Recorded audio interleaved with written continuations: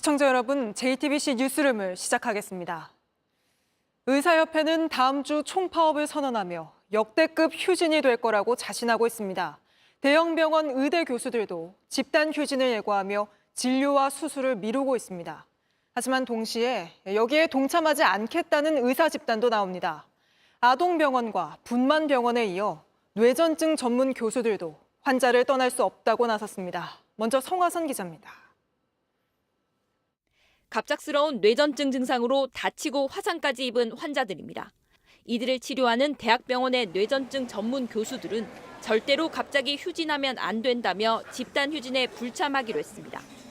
치료를 중단하면 사망 위험이 수십 배 높아진다며 환자들이 두려워하고 있다는 겁니다. 그러면서 잘못이 없는 환자들에게 피해를 주지 말고 차라리 삭발을 하며 정부에 대항하는 것이 맞다고 강조했습니다. 대한아동병원협회는 의협의 주장에 공감하지만 아이들을 두고 떠나기는 어렵다고 했습니다. 주변에 있는 응급실도 문을 닫은 판에 아동병원이 지금 소아로 응급실을 다 하고 있는 거예요. 그걸 보고 문을 닫으라고 하는 거는 이게 가능하지 않은 일이잖아요. 분만을 담당하는 병의원협회도 진료를 계속하고 대한마취통증의학회도 필수 수술에 필요한 인력은 병원에 남을 거라고 했습니다. 하지만 대학병원들이 집단 휴진을 하면 병원 내 혼란을 피하긴 어렵습니다. 교수들이 개별적으로 휴진을 예고하고 진료 일정을 변경하라고 업무 지시를 병원 노동자들에게 하다 보니 일일이 환자들에게 문자 발송과 개별적으로 지금 연락을 취하고 있는 상황입니다. 명분 없는 파업이라는 비판이 커지자 17일부터 무기한 휴진에 들어가는 서울대병원 교수들은 오늘 환자들에게 죄송하다는 입장을 밝혔습니다. 진료가 지금 반드시 필요한 중증 희귀질환 환자분들께는 휴진 기간 동안에도 차질 없이 진료가 진행될 것입니다. 직접 진료 일정을 연기하는 교수들도 있지만 소아청소년과 등은 진료를 계속할 것이라고 덧붙였습니다. JTBC 성화선입니다. 동네 병원들 상황은 어떤지 저희가 직접 돌아봤습니다. 서울 홍제동만 따져보면 30여 곳 중 휴진 안내문을 붙인 건 단 한 곳뿐이었습니다. 또 서울 전체를 놓고 보면 병원 약 10,000곳 중 200곳만, 그러니까 2.3%만 휴진하겠다고 신고한 걸로 확인됐습니다. 이어서 이희룡 기자입니다. 서울 홍제동 일대의 동네 병원을 30곳 가까이 돌아봤습니다. 휴진 안내문을 붙인 곳은 단 한 곳뿐이었습니다. 18일 화요일엔 정오까지만 진료한다고 적혀 있습니다. 나는 이제 휴진을 하려고 했는데 매주 수요일 본래 쉬니까 연이틀을 쉬어버리자. 그래서 환자한테 너무 부담되고 나도 또 그렇고 그래서 오전만 볼 거예요. 오후에는 이제 저기 가야 되니까. 또 다른 한 곳은 휴진을 놓고 고민하고 있었습니다. 나머지는 대부분 정상 진료하겠다고 했습니다. 수술을 하다 보니까 그 전에 미리 예약한 환자들이 있으셔가지고 그래서 저는 못 쉬거든요. 환자는 저희가 정상진료로 왜냐면 여기가 300가다 보니까 응급분만 있으면 어떡해요? 그죠? 저희가 24시간 콜대기하는 병원인데 또 새벽에라도 애 날 수도 있는 거고. JTBC 취재 결과 서울 지역 9,863곳 중 휴진을 신고한 병원은 229곳, 2.3%에 불과했습니다. 성형외과, 피부과, 안과 등이 많은 강남구는 1.3%였습니다. 강경투쟁에 압도적인 지지가 있었다는 의협의 발표와는 달리 실제 병원의 휴진 신고율은 현재로선 상당히 낮습니다. 정부는 지난주 전국 병의원에 진료 명령과 휴진 신고 명령을 내렸습니다. 이를 어길 경우 의사 면허가 정지돼 병원 문을 닫아야 할 수도 있습니다. 또 지역민을 대상으로 운영하는 동네 병원 특성상 하루만 휴진해도 손해가 클 수밖에 없습니다. 주민들은 한시라도 빨리 이 사태가 끝나길 바랐습니다. 의사들도 어떻게 보면은 힘들긴 하지만 동네 병원 같은 좀 같이 이런 동참을 하게 되면 아픈 사람들은 어디 가도 못 하는 거예요. 의사들하고는 좀 많이 얘기를 해서 좀 원활하게 해결 좀 봤으면 좋겠는데. JTBC 이희령입니다.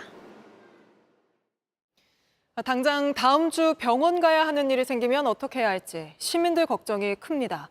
취재 기자와 좀 더 이야기 나눠보죠. 자, 강나영 기자. 만약 18일, 그러니까 화요일에 빅5가 전면 휴진하겠다고 하면 피해가 상당한 거 아닙니까? 대략 4만 명 넘는 외래 진료와 수백 건의 수술이 연기되거나 취소될 수 있습니다. 또 주요 5대 병원뿐만 아니라 전국 의대 교수 협의회도 이날 18일 날 휴진에 적극 참여하겠다 이런 상황이라서 피해는 더 늘어날 수 있습니다. 휴진하겠다는 말을 거둘 가능성은 없습니까? 의협과 의대 교수 모두 이번 주말이라도 휴진 뜻을 접을 수 있다 이렇게 말은 합니다. 다만 정부가 어떻게 하느냐에 달렸다는 입장인데요. 의협은 정부가 증원을 원점 재검토하고 또 전공의에 대한 명령을 아예 취소하면 총파업을 취소할 수 있다 이런 입장입니다. 사실상 정부와 빠른 협상을 기대하긴 어려워 보입니다. 네, 의협은 그렇고 의대 교수들 입장은 어떻습니까? 교수들 입장은 조금 더 유연합니다. 서울대 교수 비대위의 경우 전공의에 대한 각종 명령을 취소만 하면 휴진 재검토도 생각해 보겠다는 겁니다.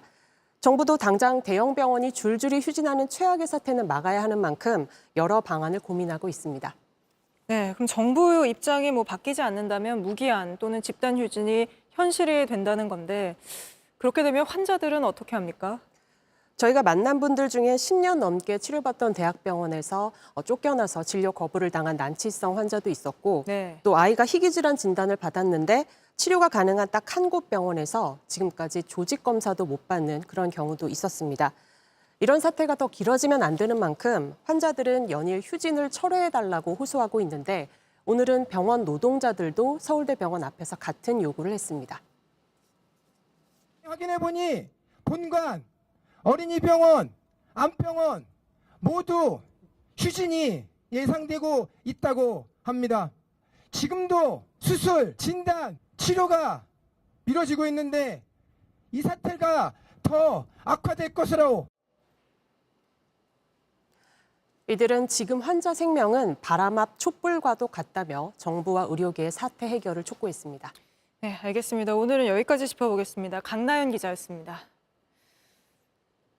정부 여당이 역할을 제대로 못하고 있다는 비판도 커지는 가운데 국민의힘이 의정 갈등을 중재하겠다고 나섰습니다. 그러면서 처음으로 만난 게 임현택 대한의사협회장입니다. 바로 전날 전공의 대표로부터 도대체 뭐 하는 사람이냐는 공개 반발을 산 인물이라 당 내에서조차 보여주기식이라는 지적이 나옵니다. 하예빈 기자입니다. 국민의힘 의료개혁특위 위원장을 맡은 인요한 의원이 임현택 대한의사협회장과 만났습니다. 다음 주 의사협회에서 큰 행사를 준비 중인데 가급적 문제가 커지지 않고 정부가 합리적인 방안을 좀 찾아서 45년 동안 의료보험이 개혁이 되지 않았는데 좀 더 의료보험이 환자와 또 어렵게 고생하는 의사를 위해서 좀 바람직한 방향으로 많이 좀 개선이 됐으면. 지난 2월 의정 갈등이 시작된 이후 여당이 공개적으로 의협회장과 만난 건 처음입니다. 45분간 비공개 면담 뒤 인 위원장은 소통이 시작됐다는 데 의의를 뒀습니다. 하지만 소통 창구 역할을 해달라며 부른 임 회장은 전공의들로부터 공개적인 비판을 받고 있는 인물입니다. 전날 대한의사협회가 정부를 향해 의협 중심으로 대화하자며 통일된 요구안을 내겠다고 하자 박단 대한전공의협의회 비대위원장은 곧바로 임 회장은 도대체 뭐 하는 사람이냐며 합의한 적 없다고 반박했습니다. 이후 임 회장은 한 대화방에 손 떼고 싶다는 입장을 밝혔습니다. 바로 전날 대표성 논란이 불거졌는데도 국민의힘은 소통에 물꼬를 텄다며 만남의 의미를 둔 겁니다. 국민의힘은 야당 주도의 상임위를 보이콧하고 의료개혁 등 분야별로 특위를 만들어 민생에 대응하겠다고 밝힌 상황. 하지만 입법 권한이 없어 실효성이 떨어질 뿐더러 보여주기식에 그친 대응 아니냐는 지적이 당내에서도 나옵니다. JTBC 하혜빈입니다. 김건희 여사 명품백 수수 사건을 종결 처리한 권익위가 신고자인 참여연대에 조사 종결 통지문을 보냈습니다. 딱 3문장짜리로 종결하는 이유는 물론 조사 내용에 대해서도 아무런 설명이 없습니다. 왜 당사자 조사는 하지 않은 건지, 그동안 권익위 스스로 밝혀온 입장과 사건을 처리해온 기준과도 달라서 논란은 계속될 걸로 보입니다. 강희연 기자입니다. 국민권익위원회는 김건희 여사 명품백 수수 의혹과 관련해 신고자인 참여연대의 조사 종결을 공식 통지했습니다. 통지서엔 단 3문장이 적혔는데 종결 사유에 대한 설명은 없었습니다. 지난 10일 정승윤 권익위 부위원장이 사건 종결을 발표한 지 나흘 만입니다. 특히 권익위는 당사자인 김건희 여사와 윤석열 대통령, 가방을 건넨 최재형 목사에 대해 사실상 직접 조사하지 않은 채 사건을 종결해 논란을 빚고 있습니다. 지난 10일 권익위 전원위원 회의에서도 일부 참석자들이 왜 대통령실의 사실관계를 확인하지 않았냐고 문제 제기를 했습니다. 이에 대해 권익위는 추가 조사가 필요한 사안이 아니란 취지로 설명했던 것으로 확인됐습니다. 청탁금지법상 공직자 배우자 처벌 규정이 없고 윤 대통령에 대해선 위반 혐의가 명백하지 않다는 설명이었습니다. 하지만 이 같은 설명은 권익위가 다른 사건에 적용했던 기준과는 다르다는 지적이 나옵니다. 실제 권익위는 지난해 국정감사에서 통상적으로 대다수 사건에 현장 조사를 실시하고 있다고 설명했습니다. 방심위 심의위원회 이해충돌 사안에 대해선 사건 접수 일주일도 안 돼 현장 조사를 벌였습니다.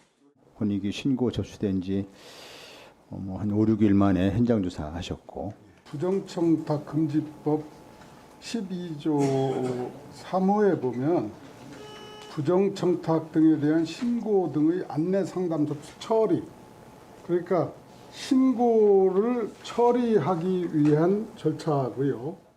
규정에 따라 곧바로 현장 조사를 벌이는 게 절차란 겁니다. 이재명 민주당 대표의 배우자 김혜경 씨의 법인카드 사적 유용 의혹 사건에 대해선 신고자와 관계자를 대상으로 조사를 벌였습니다. 반면 김건희 여사 의혹과 관련해선 신고자인 참여연대 측과 3분 전화 통화를 한 것이 전부입니다. JTBC 강연입니다.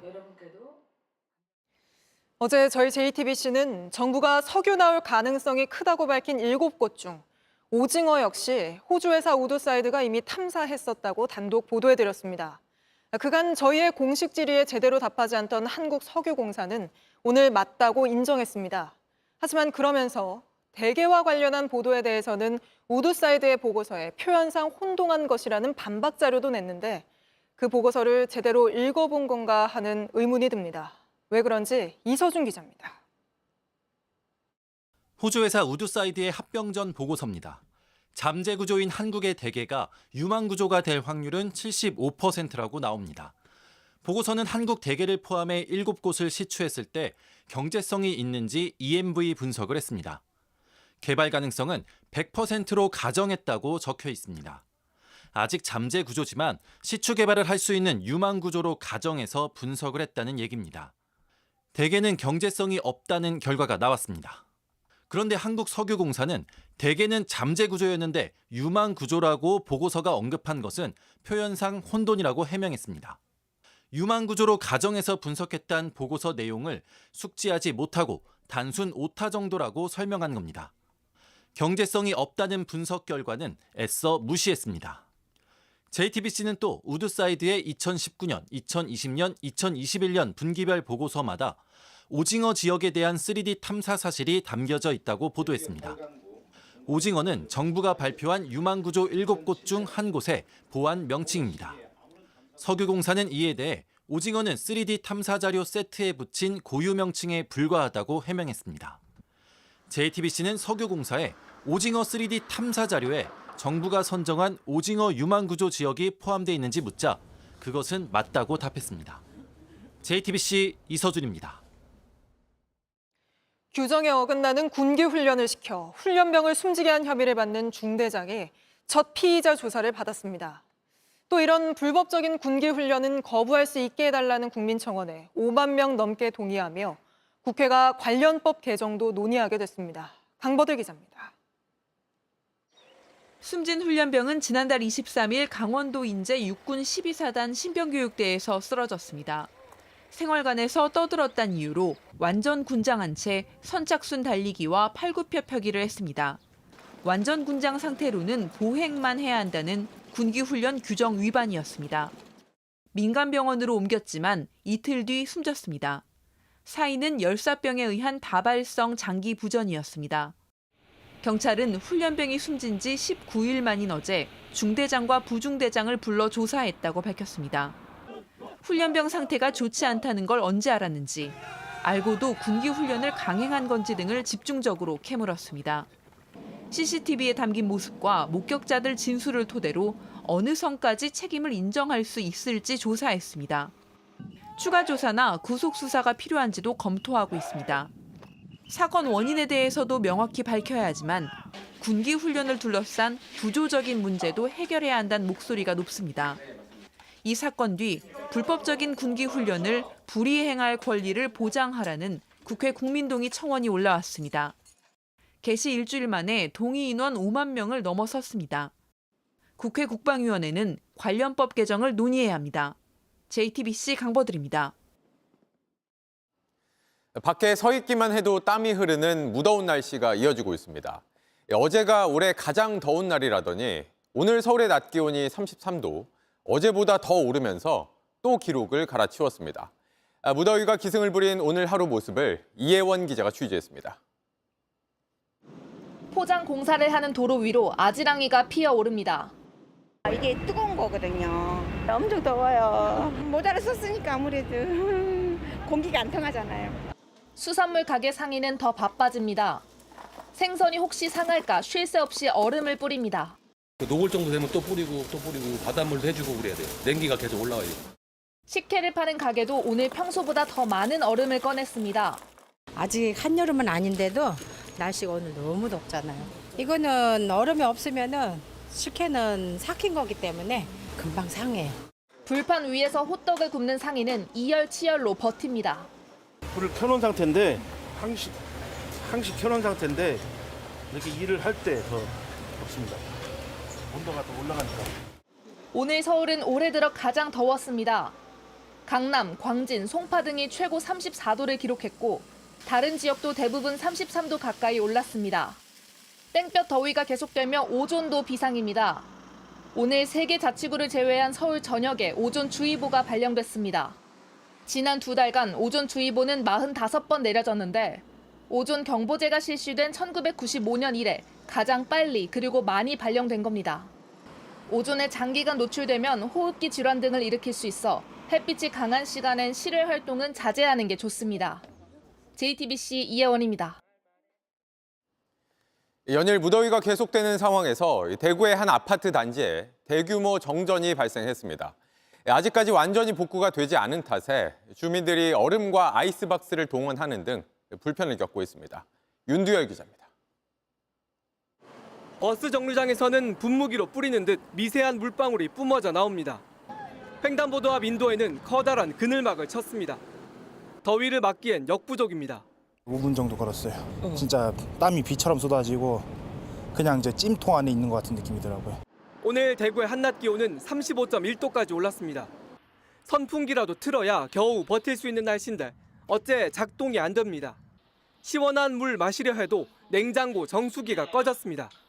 어젯밤 11시 20분쯤 대구 범어동 아파트 단지 4곳과 일대 주택이 정전됐습니다.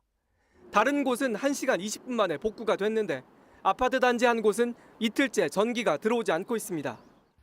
햇빛이 들어오지 않는 화장실은 대낮인데도 암흑입니다. 이렇게 핸드폰 불빛을 켜야 겨우 화장실을 쓸 수 있습니다. 주민들은 밤잠을 설쳤습니다.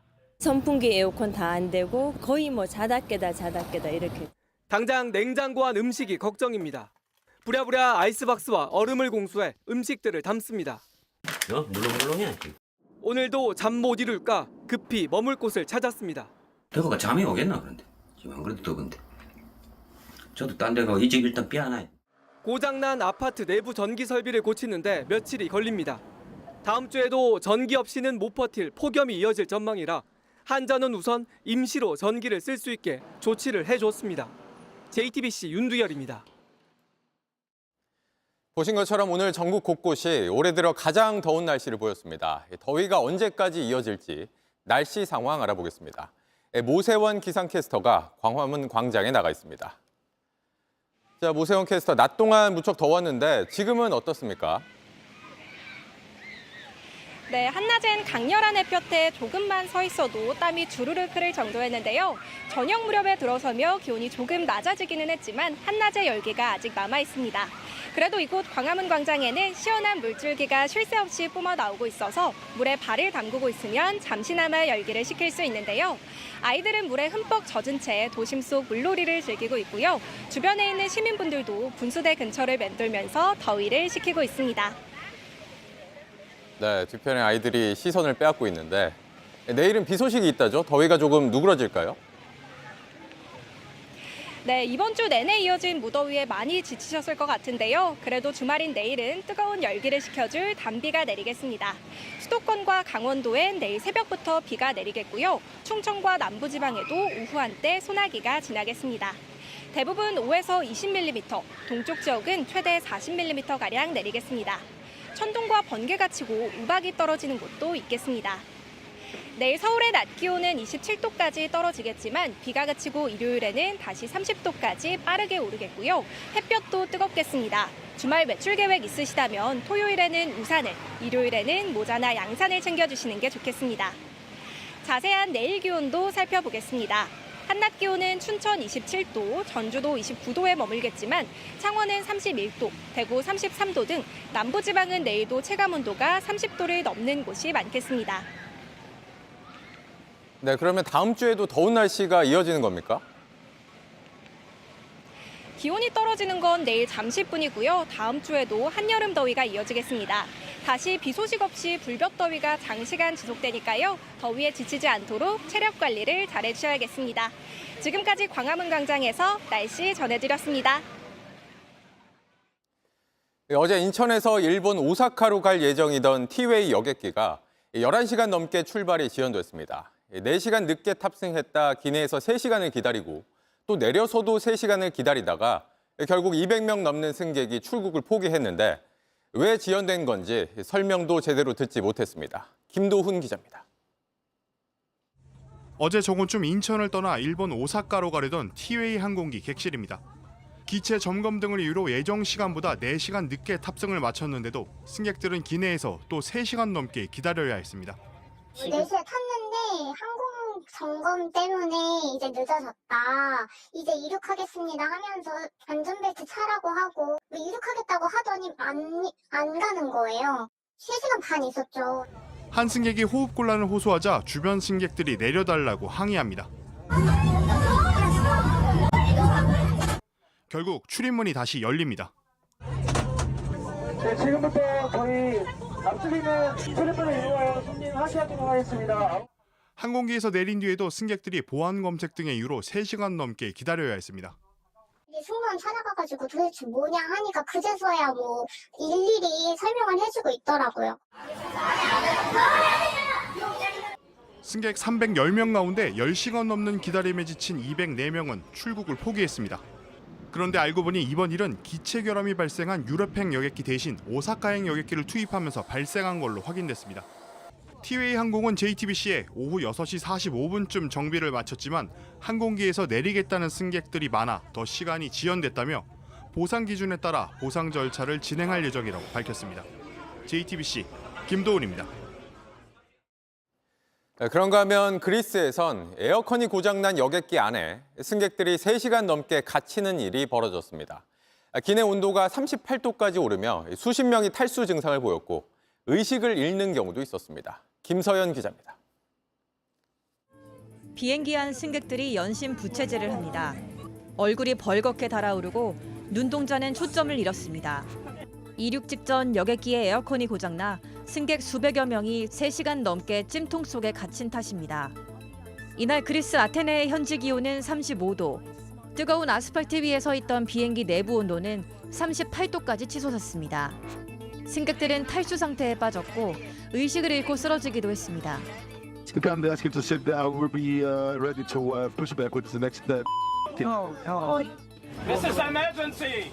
결국 3시간 반이 지나서야 공항으로 되돌아온 승객들은 불만을 터뜨렸습니다.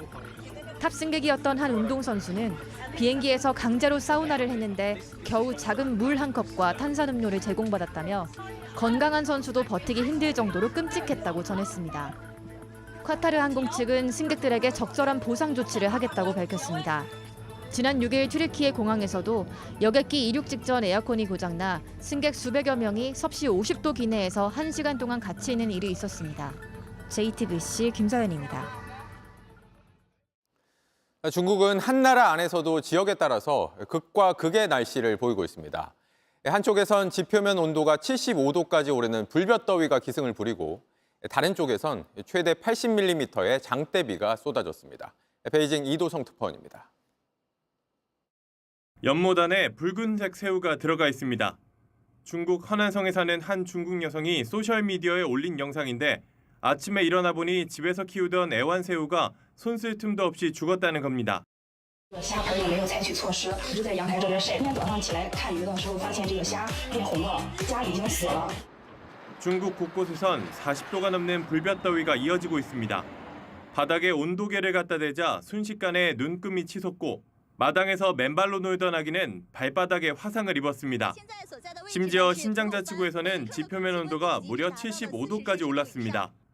모래 위에 올려둔 달걀도 모조리 익었습니다. 중국 기상당국은 지난 8일부터 북부 지역에 폭염이 이어졌고 그 범위 역시 계속 늘어나고 있다고 밝혔습니다. 열사병 등으로 병원엔 환자들이 몰리고 있습니다. 正好过美嘛，没收，还忙啊，还忙上午头单位头干活，累着了，就是叫出也没注意，使着不到舒服啊。 그런가 하면 헤이룽장 하얼빈에선 거대한 비구름이 도시를 휘감았습니다. 2시간 만에 최대 80mm 넘게 쏟아진 폭우에 도로는 강처럼 변했고 버스는 마치 보트처럼 물을 뚫고 달렸습니다. 많게는 100mm가 넘는 비가 더 쏟아질 걸로 기상당국은 보고 있습니다. 극과 극의 날씨가 이어지면서 당국은 건강에 유의해달라고 당부했습니다. 중국 베이징에서 JTBC 이도성입니다. 대낮에 서울 한복판 신림동에서 흉기를 휘두른 조선이 항소심에서도 무기징역을 선고받았습니다. 형량을 낮추려고 선고 직전에 공탁금을 내고 반성문도 여러 차례 냈지만 소용없었습니다. 여도현 기자입니다. 손에 흉기를 들고 한 남성에게 다가가 휘두릅니다. 그냥 지나치는가 싶더니 갑자기 뒤돌아서 또 흉기를 휘두릅니다. 지난해 7월 서울 신림동에서 대낮에 흉기를 휘두른 조선입니다. 남성 1명이 숨지고 3명이 크게 다쳤습니다. 지난 1월 1심 법원은 무기징역을 선고했습니다. 검찰은 형이 너무 가볍다며 2심에서 사형 선고를 해달라고 요청했습니다. 조선 측은 형량을 낮추는 데 주력했습니다. 경찰 조사에선 정신 이상으로 보이려고 펜타닐을 복용하고 술 마셨다 거짓 주장을 했습니다. 재판에선 가족, 변호인과 상의해 반성문을 5번 내든가 하면 선고 나흘 전 공탁금도 냈습니다. 공탁금 낸 것도 조선 씨가 자발적으로 결정한 건가요? 먼저 변호사님한테 요청을 한 건지? 네, 저희 피고인하고 가족이랑 저랑 상의했습니다. 재판부는 서현역 흉기 난동 같은 모방 범죄를 만들었고 인터넷에 수많은 살인 예고글이 올라와 국가 경찰 인력을 낭비하게 했다 질책하면서도 반성하고 있고 피해자와 합의한 걸 고려해 무기징역을 유지한다고 밝혔습니다. 조선 측 변호인은 피해자와 모두 합의했는데도 무기징역이 선고돼 아쉽다며 상고를 논의하겠다고 밝혔습니다. JTBC 여도현입니다. 지난 일요일 새벽 서울 연신내역에서 고압 케이블 작업을 하던 50대 직원이 감전돼 숨졌습니다. 왜 이런 죽음이 있어야만 했는지 추적해보니 숨진 직원이 전기를 완전히 끊어달라 요청했지만 거절당했고 그로부터 12분 뒤 감전돼 사망한 사실이 확인됐습니다. 저희 JTBC는 더 이상의 피해자가 나오면 안 된다는 유족의 뜻을 이어받아 고인의 이름과 얼굴을 공개하기로 했습니다. 먼저 최연수 기자의 단독 보도입니다. 서울 연신내역 지하철 역사 전기실을 29년 동안 맡아온 관리소장 이종호 씨입니다. 지난 주말 안전하게 점검하기 위해 전기선을 분류하는 스티커를 붙이다 감전돼 숨졌습니다. 서울교통공사가 사고 직후 만든 사고일지입니다. 새벽 12시 30분 먼저 2호계 전기를 단전한 뒤 50분 동안 작업을 했습니다. 새벽 1시 24분 이 씨는 1호계와 2호계의 전기 모두 단전해달라고 요청합니다. 하지만 완전 단전을 할 수 있는 날이 아니라며 거절을 당했습니다. 결국 작업이 끝난 2호계에는 전기를 켜고 1호계에만 단전을 한 채 작업을 하다 12분 뒤인 새벽 1시 36분에 숨졌습니다. 단전과 관련된 내부 규정은 없는 걸로 파악됩니다. 내부 직원들은 위험하지만 관례적으로 부분 단전만 하고 전기 작업을 해왔다고 말했습니다. 완전 단전하는 경우는 한두 달에 한 번꼴 아주 특별하게 확실하게 정기 점검을 해야 될 때도 제외하고는 거의 다 부분 단전. 완전히 단전되지도 않은 상황에서 이 씨는 작업도 혼자 했습니다. 교통공사 규칙에 따르면 고압 전기 작업엔 반드시 최소 2인 1조로 작업을 해야 한다고 나와 있습니다. 다른 직원 한 명이 같이 가긴 했지만 서로 아예 다른 곳에서 다른 작업을 하고 있었습니다. 서울교통공사는 조사 중인 사안이라 답하기 어렵다고만 밝혔습니다. JTBC 최은수입니다. 보신 것처럼 2인 1조로 점검해야 한다는 원칙도 제대로 지켜지지 않았습니다. 남겨진 유족은 사고 당시 무슨 일이 있었던 건지조차 제대로 설명받지 못하고 있습니다. 유족에게 남겨진 건 이종호 씨의 이 찢겨진 작업복뿐입니다. 계속해서 최현수 기자입니다. 사고 당일 업무 지시는 급하게 내려왔습니다. 직원 한 분이 이게 원래는 그날 하는 일은 아니었습니다. 그걸 좀 빨리 해줬으면 좋겠다는 공문이 내려와서 2인 1조로 점검을 해야 한다는 원칙은 제대로 지켜지지 않았습니다.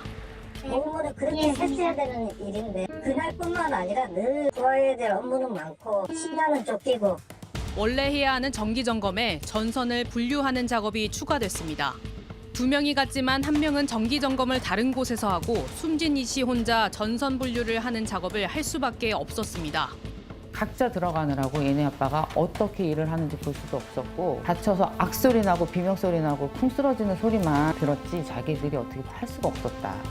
사고 직전에 1명이 더 왔지만 소용없었습니다. 완전 단전 요청이 거부되고도 일이 줄줄이 밀릴 수 있다는 부담감에 어쩔 수 없이 작업을 해야 했습니다. 이 일이 밀리면 또 다른 일이 밀리니까 직원들은 그때그때 다 해치워야 되고 그 일을 자기로서는 자기 직책에서 할 수밖에 없을 거 아니에요. 유족은 사고 당시 무슨 일이 있었는지 제대로 된 설명조차 듣지 못했습니다. 자꾸 원하는 걸 말씀해 보라는 거예요. 내가 지금 우리 남편이 어떻게 죽었는지 모르는데 뭘 원해. 제가 원하는 거 하나죠. 살아서 와야지 우리 남편.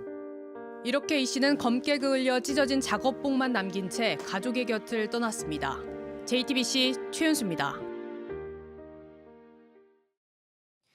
일본 정부가 1,200명이 넘는 조선인 강제노역 사실은 쏙 빼고 사도광산을 세계유산으로 추진 중이죠.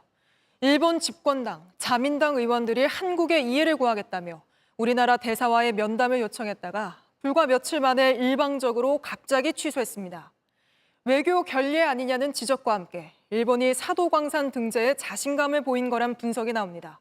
도쿄에서 김현예 특파원입니다. 일본 니가타현의 사도광산 세계유산 등재를 추진하는 다치바나 게이치로 등 일본 집권당의 자민당 의원들이 돌연 윤덕민 주일 한국 대사와의 면담을 취소했습니다. 사도광산 등재에 대해 한국의 이해를 구하겠다고 먼저 면담을 요청해놓고는 급작스레 취소 통보를 한 겁니다. 한국에 정중히 설명하겠다는 일본 정부의 말과도 다릅니다. 통상 외교무대에서 면담 요청과 일정 조율 취소는 빈번히 이루어지지만 이번 현안의 특성상 외교 결례로 볼 수 있다는 지적도 나옵니다. 자민당 의원들이 돌연 면담을 취소한 데엔 사도광산 등재에 대한 자신감이 깔려 있다는 분석이 나오고 있습니다. 세계유산위원회 자문기구는 최근 사도광산 등재 보류 판정을 내리면서 에도시대 이후 근대유산은 제외시키라고 권고했습니다. 세계유산위원회 회의가 다음 달 21일로 다가오자 일본은 권고대로 근대유산을 제외하겠다고 발표했습니다. 보류 판정을 받았지만 등재될 수 있도록 권고를 따르겠다는 겁니다. 佐渡の金山の登録実現に向けて何が最も効果的かという観点から総合的に検討を行い政府一丸となって対応していく考えでございます。 사도광산 전문가는 근대유산을 제외한 건 일본의 꼼수라고 지적했습니다. 제외했다 하더라도 사도광산 전체가 등재되었다고 홍보를 하는 것이지 세계 시민들은 사도광산 전체를 세계유산이라고 오해할 가능성이 있습니다. 도쿄에서 JTBC 김현예입니다. 운전 문제로 말다툼을 벌이다 상대방의 뺨을 때리고 달아난 남성이 경찰에 붙잡혔습니다. 술 냄새가 나 음주운전한 게 아니냐고 묻자 이런 일을 벌인 건데 도망칠 땐 조수석에 앉으며 운전자 바꿔치기를 했습니다. 정인아 기자가 보도합니다. 인천 둥구의 아파트 앞 도로입니다. 흰색 차가 천천히 지나가고 또 다른 운전자 A씨가 걸어갑니다. 노란색 상의를 입은 남성이 차에서 내려 다가갑니다. 오른손으로 때리는 척합니다. 그리고 왼손으로 A씨의 뺨을 때립니다. 지난 1일 밤 10시 30분쯤 이곳에서 두 사람이 시비가 붙었습니다. A씨가 갑자기 차를 세우고 내렸다면서 흰색 차 운전자가 경적을 울리며 욕을 한 겁니다. 이상 깜빡이도 점등했고 사이드 미러도 보고 내렸다. 그러니까 이제 막 욕설을 퍼부으시더라고요. 그래서 이제 제가 거기에 응대를 하지 않자 따라오라고. 술 냄새가 나자 A씨는 술을 마신 건지 물었지만 뺨을 맞았습니다. 알코올 냄새가 되게 심했고요. 그리고 이제 눈이 살짝 풀려 있었고요. 저한테 약간 싸우려는 식으로 더 다가오기도 했고. A씨가 음주운전과 폭행으로 신고하겠다며 휴대폰을 들자 황급히 조수석에 탑니다. 운전자를 바꿔 인근 아파트 주차장으로 달아난 겁니다. 제가 전화기를 들자마자 바로 보조석에 있는 동승 여성한테 가서 옆으로 가라는 뉘앙스를 했어요. 그러니까 그 여성이 당황한 듯이 기어봉을 넘어서 운전석으로 넘어갔고, 경찰은 흰색 차 운전자를 폭행 혐의 등으로 조사하고 있습니다. JTBC 정인아입니다. 한 제조업체가 불법으로 직원을 CCTV로 감시하고 임금을 깎았다는 논란이 불거졌습니다. CCTV로 직원이 점심 먹으러 나간 시간, 쉬는 시간 등을 분단위로 확인한 뒤에 그만큼 근태 공제를 하겠다며 급여를 깎은 겁니다. 조승현 기자가 취재했습니다.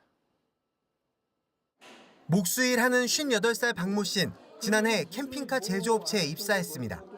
8개월 정도 일했는데 최근 나가란 통보를 받았습니다. 근무 태만과 불량이 이유였습니다. 무단 휴게를 가졌다. 무단 휴게라면 나는 본인은 쉬라고 한 적이 없다. 회사를 나온 박 씨, 마지막 월급 명세서를 받았습니다. 그런데 근태 공제란 항목이 있었습니다. 23만 원 넘는 금액을 뗐습니다. 이게 뭐냐고 물었더니 근무 중 무단 휴게란 표를 제시했습니다. 오전 8시 52분에서 59분 사이에 카메라 밖으로 사라짐, 오후 4시 50분 문 닫지 말라고 말하면서 잡담 등 박 씨 행동을 기록했습니다. 점심시간 시작 2분 전에 나가고 종료 1분 뒤에 들어온 것까지 빼곡했습니다. 이런 식으로 분단위까지 기록한 뒤 그만큼 임금을 깎은 겁니다. 어떻게 12시에 딱 맞춰서 해야 되고 1시가 되기 전에 딱 해서 연장을 들고 있어야 되고. 해명을 듣기 위해 이 업체에 찾아가 봤습니다. 말씀 좀 들어보려고 왔어요. 하지만 입장을 들을 수 없었습니다. 장난하는 것도 아니고 나가세요. 화재나 도난 이런 정도의 목적에서만 인정되는 거지 노동자를 감시할 목적으로 이걸 CCTV를 설치할 수도 없고. 이후 업체 측은 문자 메시지로 상식적이지 못하고 그릇된 직원을 채용한 게 잘못이라고 입장을 전해왔습니다. CCTV에 대해선 직원 감시용으로 설치하지 않았다고 주장했습니다. 박 씨는 임금 체불과 개인정보보호법 위반으로 노동청과 경찰에 진정을 냈습니다. JTBC 조승현입니다. 최근 밀양 사건을 계기로 조회수와 수익만을 노리는 이른바 사이버 레카에 대한 논란이 커졌죠. 미국에서도 조회수만 쫓는 사이버 레카 때문에 성실히 일하던 배달원이 억울하게 도둑으로 몰리는 일이 벌어졌습니다. 백민경 기자입니다. 미국 월마트에서 한 여성이 어떤 남성을 몰래 촬영한 영상입니다. 카트에서 물건을 꺼내 바코드를 스캔하지 않고 곧바로 비닐봉투 안에 넣고 있습니다. 틱톡에서만 조회수 1,600만 회를 찍으며 뜨거운 관심을 모은 이 영상은 인스타그램, 유튜브, X 등 각종 소셜미디어를 통해 일파만파 퍼졌습니다. 그런데 이 남성, 도둑은커녕 열심히 일하는 중이었습니다. I'm not a thief. I'm being pictured and painted as a thief all over the internet. 아스틀은 월마트 배달 서비스 업체에서 일하는 직원입니다. 매대에서 물건을 담을 때 이미 휴대폰으로 바코드를 찍은 상태였다고 말합니다. Everything is done off the phone. So when we get to the register, we're not actually scanning a single item. 영상 속 인물이라는 걸 알아보는 사람들에게 일일이 해명을 하느라 곤욕을 치르고 있습니다. I've had customers say, "Hey, didn't I see you on the internet and were you stealing items?" And then I have to explain to people what I'm doing. 아스틀은 무슨 일이 일어나는지 잘 모르겠을 땐 무작정 소셜미디어에 올리지 말아달라고 당부했습니다. JTBC 백민경입니다. 네 번째 이동통신사를 출범시켜 이동통신 3사의 과점을 깨고 통신비 인하를 유도하겠다던 정부 계획이 또다시 실패했습니다. 1조 원의 자금이 필요한 사업인데 후보자였던 스테이지X의 등기상 자본금은 1억 원 수준. 애초에 정부 검증이 허술했던 거 아니냐는 지적이 나왔습니다. 공다솜 기자입니다. 정부가 스테이지X를 제4 이통사 후보로 선정한 건 지난 1월 말입니다. 당시 4천억 원을 훌쩍 넘는 주파수 낙찰가로 수익성에 대한 우려가 많았는데 우려는 현실이 됐습니다. 정부가 문제 삼은 건 자본금과 주주 구성입니다. 스테이지 X는 당시 2,050억 원을 마련하겠다고 했지만 실제로는 500억 원도 못 냈다는 게 정부 설명입니다. 또 주주 대부분이 자본금을 미납한 데다 주주 구성이 신청 당시와 달라졌던 겁니다. 사업자가 스스로 제시한 자본금을 납입하지 못하였고 주주 구성 등의 변경 등으로 선정 취소 예정이라는 결론에 이르게 되어 매우 유감스럽게 생각합니다. 스테이지 X 측은 정부의 유감이라며 청문 절차에서 소명하겠다고 밝혔습니다. 일각에선 예견된 결과란 말도 나옵니다. 정부는 주파수 경매 당시 신청회사들의 재정 능력을 보지 않았습니다. 대기업이 독점한 통신시장에 진입을 쉽게 하겠다는 취지에서입니다.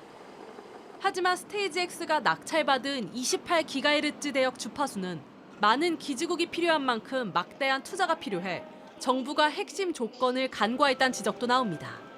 통신비 인하의 가시적인 성과를 냈으면 좋겠다라고 하는 생각을 가졌던 거고 무리를 해서라도 출범을 시키자. 굉장히 무책임한 행동을 하고 있는 거예요. 정부는 이동통신 주파수 할당 관련 법과 제도 전반을 재검토하기로 했습니다. JTBC 공다소입니다. 배달 플랫폼들이 무료 배달 경쟁을 벌이면서 자영업자들에게 부담을 떠넘기고 있고 이게 소비자 부담이 되고 있다는 소식 앞서 전해드렸습니다. 이뿐 아니라 배달 플랫폼들이 음식 가격을 놓고도 갑질을 하고 있다는 불만이 자영업자들 사이에서 나오고 있습니다. 정혜성 기자가 취재했습니다. 서울에서 음식점을 운영하는 정모 씨. 수수료율이 더 낮은 배달의 민족으로 주문을 더 많이 받기 위해 배민으로 들어온 주문엔 건당 500원을 더 할인해 주기로 했습니다. 쿠팡이 더 수수료를 많이 떼니까 우리는 이쪽으로 조금 몰 수밖에 없잖아요. 그런데 지난달 말 쿠팡이츠에서 전화가 걸려왔습니다. 다른 배달 앱에 적용한 할인 프로모션을 없애거나 할인율을 똑같이 맞추라고 요구합니다. 서점은 할인 때문에 저희가 500원 정도가 이제 불리하다라고 저희가 인지를 하고 있어서 배민원 쪽에 수출문 할인율만 없애주시면 돼요. 이런 요구를 받아들이지 않으면 이른바 배지를 회수하겠다고 합니다. 배지가 떨어지면 고객들이 시킬 때는 무료가 아닌 배달비를 지불하시면서 주문하실 거예요. 배지가 사라지면 앱 화면에서 노출이 밀리고 무료 배달 혜택도 사라져 주문이 현저하게 줄어듭니다. 와우 배달 그 배지를 빼게 되면 그냥 주문이 없다고 보시면 돼요. 최근 이런 요구가 잇따르자 점주들은 이를 갑질로 받아들이고 있습니다. 쿠팡 측은 배달 플랫폼 간 할인율 등을 맞추는 건 이미 공지한 내용이라고 설명했습니다. 하지만 공정위는 위법 소지가 있다고 봤습니다. 최애 대우 요구는 이제 플랫폼들이 할 수 있는 대표적인 법 위반 행위 유형으로 규정된 건 이미 배달 플랫폼 업체 중심으로 배달 시장이 재편된 상황에서 소상공인들의 운신의 폭은 점점 줄어들 수밖에 없다는 우려가 커지고 있습니다. JTBC 정혜성입니다. 우리나라가 프랑스의 도움을 받아 KTX를 개통한 지 20년 만에 우리 기술로 제작된 고속철을 해외에 처음 수출합니다. 윤석열 대통령의 우즈베키스탄 국빈 방문을 계기로 2,700억 원 규모 고속철 수출 계약이 체결된 건데 우즈베키스탄 타슈켄트 현지에서 김태영 기자가 보도합니다. 우즈베키스탄에서 미르지요예프 대통령과 정상회담을 가진 윤석열 대통령은 공동 언론 발표를 통해 첫 KTX 수출 소식을 전했습니다. 우리 기술력으로 개발한 고속철 차량의 첫 번째 수출 사례로서 우즈베키스탄의 철도 인프라 개선에 기여하는 한편 고속철도 운영 등 양국 철도 분야 전반의 협력 확대로 이어질 것입니다. 지난 2004년 프랑스의 도움을 받아 KTX를 개통한 지 20년 만에 우리 기술력으로 개발한 고속철 차량을 처음 해외로 수출하게 된 겁니다. 우즈베키스탄에 공급될 고속철은 시속 250km급으로 총 42량, 계약 금액은 2,700억 원 규모입니다. 두 정상은 또 2차 전지 소재인 텅스텐과 몰리브덴 등 핵심 광물 공급망에 대한 협력을 강화하기로 했습니다. 핵심 광물 공급망 협력 파트너십 약정을 체결하고 경제성이 확인되는 경우 우리 기업이 우선 참여할 수 있도록 적극 협력해 나아가기로 했습니다. 양국은 우즈베키스탄의 노후화된 지역 난방 시스템의 현대화를 위한 지원에도 합의했습니다. 윤 대통령은 앞서 방문한 두 개국에 이어 우즈베키스탄에서도 북한의 완전한 비핵화 추진에 대한 지지를 확인했습니다. 우즈베키스탄을 끝으로 중앙아시아 3개국 순방을 마무리하는 윤 대통령은 내일 유네스코 세계문화유산인 사마르칸트를 방문한 뒤 귀국길에 오릅니다. 우즈베키스탄 타슈켄트에서 JTBC 김태영입니다.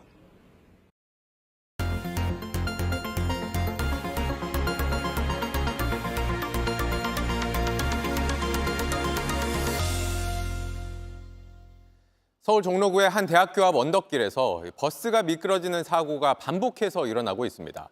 이달 초 마을버스가 뒤로 밀리며 30명 넘게 다치는 등 최근 3년간 사고가 5차례, 이때마다 승객들이 큰 부상을 입었습니다. 사고가 반복되는 이유가 뭔지 밀착 카메라 정희훈 기자가 현장에 가봤습니다. 도로가 아수라장이 됐습니다. 지난 5일 급경사를 오르던 버스가 미끄러지면서 난 교통사고입니다. 사고 현장을 다시 찾았습니다. 지난주 버스 밀림 사고가 일어났던 구간입니다. 이렇게 경사가 심한 데다가요, 모퉁이가 여러 개가 있어서 시야 확보가 어렵습니다. 워낙 위험하다 보니 베테랑 운전기사들도 쩔쩔맵니다. 장애물이 없어도 그냥 한 번에 올라가기 힘들어. 그 섰다 가면은 한번 올라가면 밖에야 좀 흩돌고 그래. 반대편도 악명 높은 마을 구간입니다. 여기는 시내버스 올라올 구간이 아니에요. 솔직히 식은땀이 줄줄 나죠. 특히 버스는 승객이 많을수록 무게 때문에 운전이 어렵습니다. 이 버스가 가장 붐비는 오전 시간대입니다. 대학 수업 시간이 몰려있는 시간대인데요. 버스에 얼마나 많은 사람이 타고 있을지 저도 한번 타보겠습니다. 카메라를 아예 들 수도 없습니다. 약간 뒤로 밀릴 것 같은 느낌도 들어서 오전 때는 사람이 많은데 그때는 좀 불안해서 일부러 걸어 올라오기도 해요. 실제로 사고는 잊을만 하면 되풀이되고 있습니다. 취재 결과 지난 3년 동안 승객들이 크게 다친 밀림 사고가 5차례나 발생했습니다. 자잘한 사고까지 더하면 셀 수도 없습니다. 여기 사고가 지금 너무나 빈번하고 저쪽 상명대에서 저쪽 올라오는 길도 언덕바지인데 교행하기가 너무 힘든 거야. 도로 상황에 맞지 않는 구조물도 사고 위험을 더하고 있습니다. 버스가 시내에서 상명대 쪽으로 올라가는 경사로입니다. 이 경사로에만 방지턱이 5군데 있는데요. 인근에 초등학교도 있고 도보가 워낙 좁다 보니 차도로 통행하는 사람들이 많아 속도를 내지 못하게 한 겁니다. 한 번에 올라가기도 힘든데 방지턱 때문에 가다서기를 반복하다 뒤로 밀리기 일쑤입니다. 엄청 불편하죠. 내려가는 건 괜찮은데 올라오면 방지턱이 없어야 돼요. 여기를 못 올라쓴다고요, 여기를. 딱 이 구간이구나. 네. 전문가들도 버스 노선과 방지턱 조정이 필요하다고 말합니다. 경사로 상행하는 데에 방지턱 만드는 건 사실은 없애야 됩니다. 대형 차량에 통행하기 좀 위험하다라고 판단을 해서 우회시키는 방법이 있고. 시작은 바퀴가 잠깐 미끄러지는 찰나였을 겁니다. 하지만 계속 사고가 반복되면서 사람들 일상 속에는 불안함이 도사리게 됐습니다. 타는 이도 운전하는 이도 안전하게 다닐 수 있어야 합니다. 밀착 카메라 정희윤입니다. 한 달 전까지만 해도 은퇴를 고민했는데 어느새 400홈런의 기록을 세웠습니다. 팀을 옮겨도 계속되는 박병호의 도전. 여기엔 인생 역전의 드라마가 담겨 있습니다. 홍지영 기자입니다. LG의 선발 켈리가 던진 커브가 가운데로 들어오자 박병호가 놓치지 않고 받아친 공이 115m를 날아가 왼쪽 담장 위로 훌쩍 넘어갑니다. 박병호가 미국 메이저리그 시절을 합쳐서 통산 400번째 홈런을 만들어내는 순간입니다. 본인은 무덤덤했지만 소속팀인 삼성도 상대팀이자 첫 소속팀이었던 LG도 모두가 승부를 잇고 축하를 전했습니다. 사실 크게 생각은 없었는데 홈플레이트 밟고 더가웃을 들어오면서 안 울었어요. 생크림 들었어, 생크림. 불과 한 달 전만 해도 예상하기 어려운 반전이었습니다. 지난 시즌까지 KBO에서 380개의 홈런을 치며 홈런왕을 6번이나 따냈고 이승엽과 심정수도 해내지 못한 2년 연속 50홈런의 고지를 밟았지만 나이가 들고 부상이 잦아지며 지난해엔 10년 연속 20홈런의 기록을 놓쳤습니다. 올 시즌 일할 때 타율에 한 달 가까이 홈런을 못 치며 2군으로 밀려나기까지 하자 박병호는 KT의 방출을 요구했고 결국 삼성 유니폼을 입었습니다. 저는 은퇴를 할 마음이었는데 구단에서는 은퇴를 이렇게 하는 것보다는 다른 팀을 옮긴 뒤 14경기에서 홈런 5방을 때리며 스스로를 증명해낸 박병호는 앞으로 홈런 12방을 더 치면 최정과 이승엽의 뒤를 따라 KBO 통산 400홈런을 세우게 됩니다. 내 야구 인생의 마지막 개인적인 기록은 400홈런이 되지 않을까라고.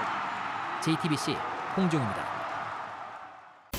공중에서 뒤로 한 바퀴 도는 이 기술, 피겨에선 금지의 기술 또는 저항의 상징으로 불렸던 바로 백플립인데요.